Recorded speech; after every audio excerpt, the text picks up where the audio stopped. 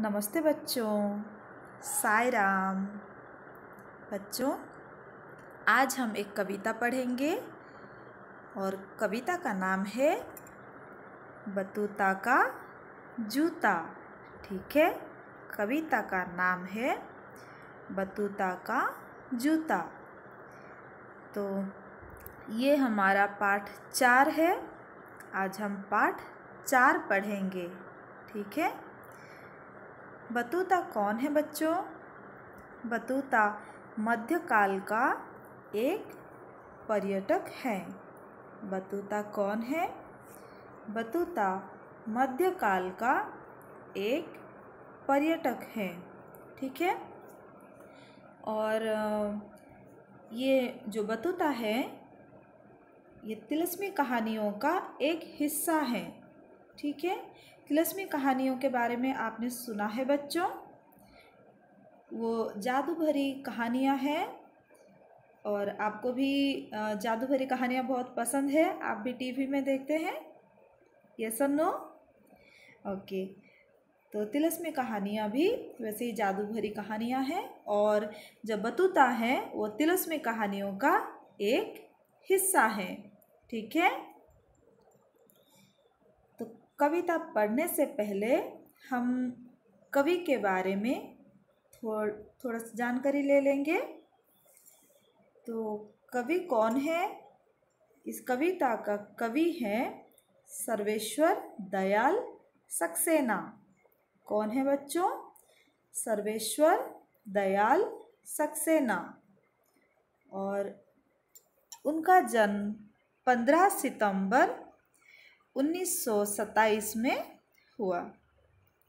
इलाहाबाद से उन्होंने बीए और 1941 में एमए की परीक्षा उत्तीर्ण की। ठीक है। वो कौन थे? वे कवि एवं साहित्यकार थे। वो कवि और साहित्यकार थे। ठीक है। और सर्वेश्वर मानते थे कि जिस देश के पास समृद्ध बाल साहित्य नहीं है उसका भविष्य उज्जवल नहीं हो सकता। वो ये मानते थे कि जिस देश के पास समृद्ध बाल साहित्य नहीं है उसका भविष्य उज्जवल नहीं रह सकता। ठीक है। बाल साहित्य के थ्रू जो बच्चे अच्छे जो कहानियाँ पढ़ते हैं तो वो सीखते हैं, बच्चे सीखते हैं। ठीक है। तो वो ये मानते थे कि जिस देश के पास समृद्ध बाल साहित्य नहीं है उसका भविष्य उज्जवल नहीं रह सकता। सर्वेश्वर की यह अग्रगामी सोच उन्हें एक बाल पत्रिका के संपादक के नाते प्रतिष्ठित और सम्मानित करती है। और उनके और भी बहुत सारे रचनाएं हैं। ये देखिए, ये कुछ काव्य हैं। मेघ आए, काला कोयल, काठ की घंटियाँ, बांस का फूल। ठीक है। मेघ आए, काला कोयल, काठ की घंटियाँ, बांस का फूल। उन्होंने ये सब काव्य लिखा हुआ है और भी बहुत सारे हैं। और ये एक बहुत ही प्रसिद्ध कवि एवं साहित्यकार हैं। ठीक है। तो ये देखिए बतूता, और आप उनके जूते देखिए कितने बड़े बड़े हैं। ठीक है। और उन्होंने लाल रंग का टोपी पहना हुआ है। तो अभी हम हमारा जो कविता है उसका सस्वर वाचन करेंगे और उसके साथ हम कविता को समझेंगे। ठीक है। तो आइए आप भी मेरे साथ बोलिए। इब्न बतूता पहन के जूता निकल पड़े तूफान में। इब्न बतूता पहन के जूता निकल पड़े तूफान में।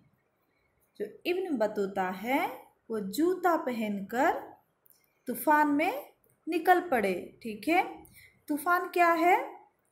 आंधी हवा जो बहुत ज़ोर से हवा बहता है और उसके साथ बारिश भी होती है तो उसको हम तूफान बोलते हैं। ठीक है, तो इब्न बतूता पहन के जूता निकल पड़े तूफान में। थोड़ी हवा नाक में घुस गई थोड़ी कान में। तो क्या हुआ, थोड़ी हवा नाक में घुस गई और थोड़ी हवा कान में भी घुस गया। ओके, तो वो क्या करेंगे, अभी उनका नाक में और कान में हवा घुस गई। तो आपका जब नाक में और कान में हवा घुस जाती है तो आप क्या करते हैं, आप इसे मलते हैं। ठीक है, तो उन्होंने क्या किया, ये देखिए, कभी नाक को कभी कान को मलते इब्न बतूता। तो इब्न बतूता ने अभी क्या किया, कभी नाक को कभी कान को मलते इब्न बतूता, ऐसे मलते रह गए नाक को और कान को। इसी बीच में निकल पड़ा उनके पैरों का जूता। ठीक है, तो वो अपने नाक और कान मलने में व्यस्त थे। तो क्या हुआ, उस टाइम उनके पैरों का जूता निकल गया। ठीक है, और उनको पता नहीं चला उनका पैरों का जूता निकल गया।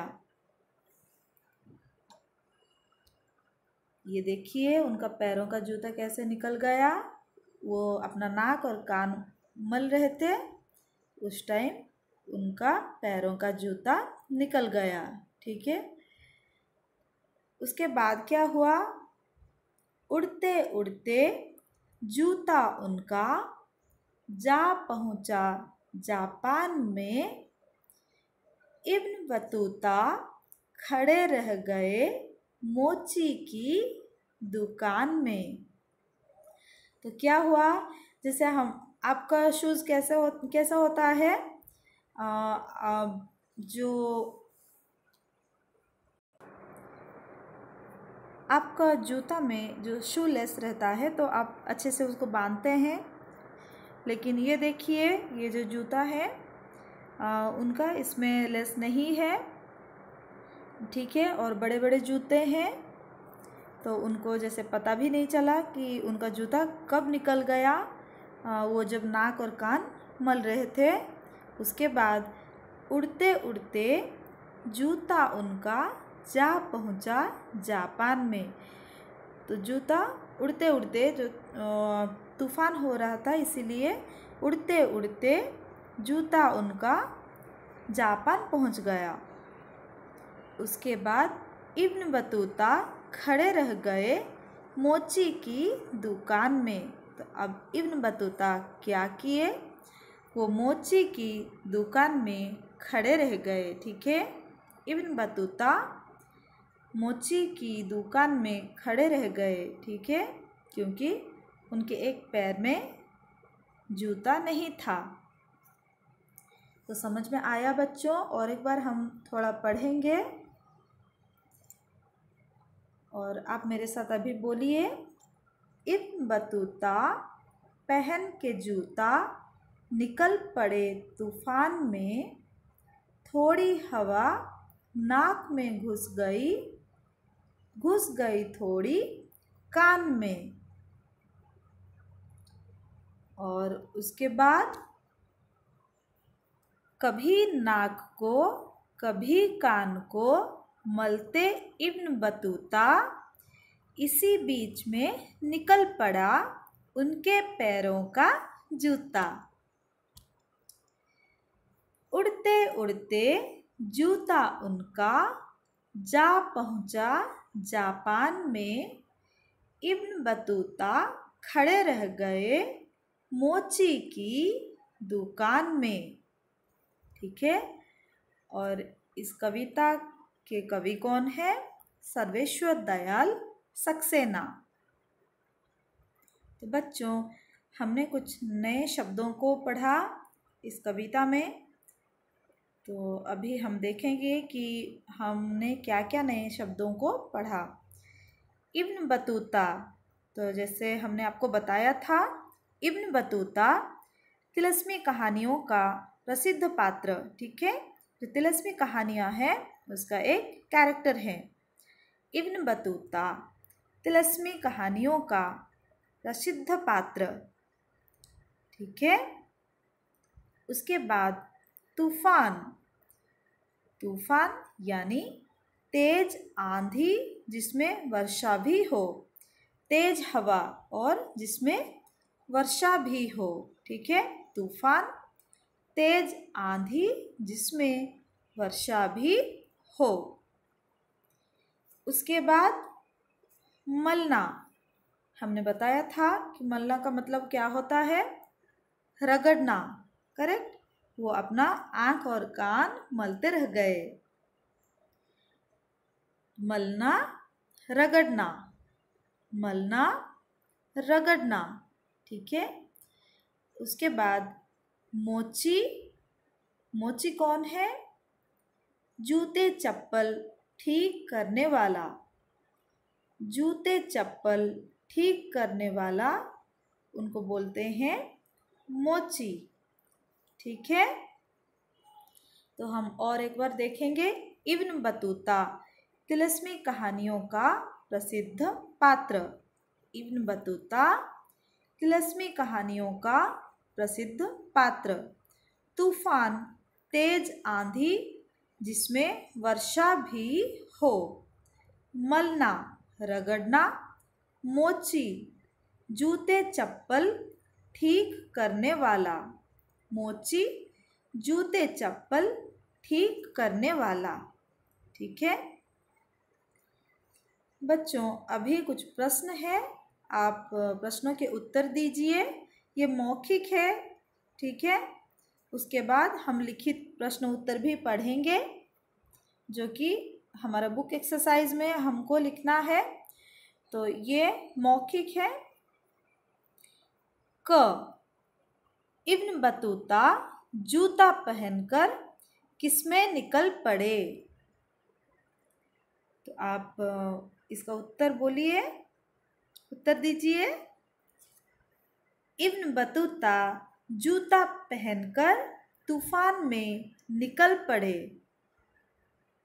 ठीक है। तो एक शब्द में हम बोलेंगे तूफान में, शॉर्ट आंसर तूफान में, ठीक है। इब्न बतूता जूता पहनकर तूफान में निकल पड़े। उसके बाद इब्न बतूता के हवा कहाँ कहाँ घुस गई। इब्न बतूता के हवा कहाँ कहाँ घुस गई। कहाँ घुस गई बच्चों, नाक में और कान में। तो आंसर है नाक में और कान में। इब्न बतूता के नाक में और कान में हवा घुस गई। इब्न बतूता के नाक में और कान में हवा घुस गई, ठीक है। तो पहला प्रश्न है, इब्न बतूता जूता पहनकर किसमें निकल पड़े, तूफान में। नेक्स्ट, ख, इब्न बतूता के हवा कहाँ कहाँ घुस गई। आंसर है नाक में और कान में। अभी ये हमारा बुक एक्सरसाइज है। ये जो क्वेश्चन आंसर है ये बुक एक्सरसाइज में हमें लिखना है, ठीक है बच्चों। पहला प्रश्न, इब्न बतूता के पैरों से जूता कैसे निकल गया। इब्न बतूता के पैरों से जूता कैसे निकल गया। और इसका उत्तर क्या है, नाक और कान मलते समय इब्न बतूता के पैरों से जूता निकल गया। ठीक है, नाक और कान मलते समय इब्न बतूता के पैरों से जूता निकल गया। ठीक है, उसके बाद ख, इब्न बतूता का जूता जापान कैसे पहुंच गया? इब्न बतूता का जूता जापान कैसे पहुंच गया? तो इब्न बतूता का जूता उड़ते उड़ते जापान पहुंच गया। इब्न बतूता का जूता उड़ते उड़ते जापान पहुंच गया। ग, इब्न बतूता कहाँ खड़े रह गए? इब्न बतूता मोची की दुकान में खड़े रह गए। तो आंसर क्या है? इब्न बतूता मोची की दुकान में खड़े रह गए। ठीक है, नेक्स्ट, नीचे दिए शब्दों के विलोम शब्द लिखिए। ठीक है, विलोम यानी ऑपोजिट। तो नीचे दिए शब्दों के विलोम शब्द लिखिए। हंसना, जाना, घुसना, पहनना। ठीक है, तो हम विलोम शब्द देखेंगे। हंसना, रोना, हंसना, रोना। और उसके बाद जाना, आना, जाना, आना। ठीक है, हंसना, रोना, जाना, आना। नेक्स्ट, घुसना, निकलना, घुसना, निकलना। ठीक है, और पहनना, उतारना, पहनना, उतारना। क्लियर बच्चों? नीचे दिए गए शब्दों में जो शब्द अलग है उसके सामने टिक लगाइए। ठीक है, देखिए चार चार शब्द दिए गए हैं और जो शब्द अलग है उन पर आप टिक लगाइए। पहला वाला देखिए, नाक, कान, आँख, हवा। नाक, कान, आँख, ये हमारा अंग है, शरीर का हिस्सा है। तो हवा ये अलग है, हम हवा पर टिक लगाएंगे। नेक्स्ट, भारत, जापान, दिल्ली, चीन। तो हम कहाँ पर टिक लगाएंगे? भारत, जापान, चीन, ये देश का नाम है और दिल्ली ये हमारा जो कैपिटल है। ठीक है, तो हम दिल्ली पर टिक लगाएंगे। ठीक है, हमारा राजधानी है दिल्ली। नेक्स्ट, मोची, इब्न बतूता किसान, अध्यापक। तो इब्न बतूता एक कैरेक्टर का नाम है। ठीक है, एक व्यक्ति है, तो हम इब्न बतूता पर टिक लगाएंगे। ठीक है, नेक्स्ट, नीचे दिए अनेक शब्दों के लिए एक शब्द लिखिए। नीचे दिए अनेक शब्दों के लिए एक शब्द लिखिए। जो जूते चप्पल ठीक करता है वो है मोची। जो जूते चप्पल ठीक करता है वो है मोची। जो मकान बनाता है उसको क्या बोलते हैं? राजगीर। ठीक है, जो मकान बनाता है वो है राजगीर। राजगीर हमने पहले भी पढ़ा था, अकबर और बीरबल। ठीक है, उनके जो नोकझोंक की कहानियाँ हैं उसमें हमने पढ़ा था हवा महल। उसमें हमने पढ़ा था कि बीरबल ने राजगीर लेकर आ गए और तोतों के लेकर वो आए थे। करेक्ट? तो आपको याद है, जो मकान बनाता है वो है राजगीर। नेक्स्ट, जो अभिनय करता है अभिनेता, जो अभिनय करता है वो है अभिनेता। जो कविता लिखता है कवि, जो कविता लिखता है कवि। जो सोने चांदी का काम करता है वो है सुनार, जो सोने चांदी का काम करता है उन्हें क्या कहते हैं? सुनार। जो मिट्टी के बर्तन बनाता है वो कुम्हार, जो मिट्टी के बर्तन बनाता है वो कौन है? कुम्हार। और लास्ट अब देखिए, जो लोहे का काम करता है वो है लुहार, जो लोहे का काम करता है वो है लुहार। हम और एक बार पढ़ेंगे।